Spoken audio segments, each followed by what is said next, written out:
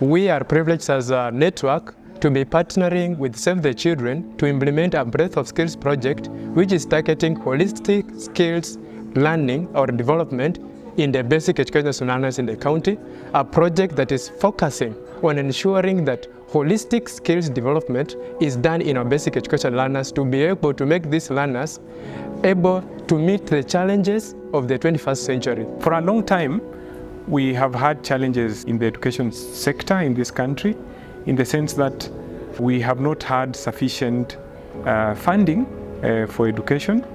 The second challenge has been that breadth of skills have not been part and parcel of our education system. In other words, our education system has largely focused on numeracy skills, and so there was need to actually ensure that other 21st century skills, like, for example, digital skills, cognitive skills, are actually incorporated in the curriculum.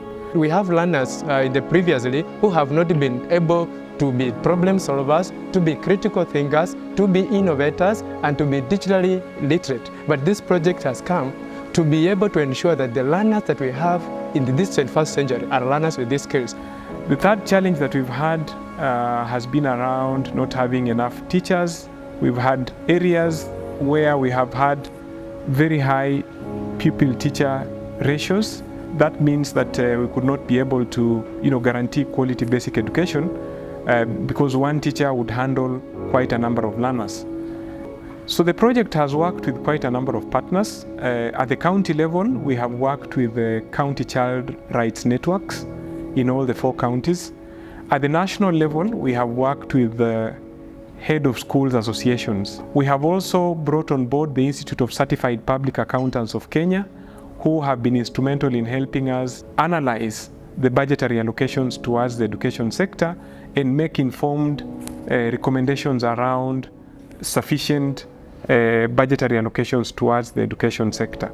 So in November 2022, the President had set up what we called the Presidential Working Party on Education Reforms, which went around the country collecting views from members of the public with a view of coming up with a report that would inform changes in the education sector. We mobilized the partners to actually submit memoranda around proposed recommendations. As a network, we sat as a leadership and membership, and of course with the other stakeholder participation, the community. We came up with a memorandum. We developed a memorandum that we submitted to the Presidential Working Party on the Review of Education, and we are happy that our memorandum was well received before the team, and that quite a number of issues, we are happy that we really mentioned in the memorandum have been captured even in the recommendations that have finally come out from the report of the Presidential Working Party on education reform. So we are very grateful for the recommendations by the Presidential Working Party, because these recommendations will go a long way if they're implemented. An employment of additional teachers will help ease the pupil-teacher ratio, and so our pupils in public schools will have enough teachers, and that would guarantee the delivery of holistic skills development, because we will have enough teachers to teach the children.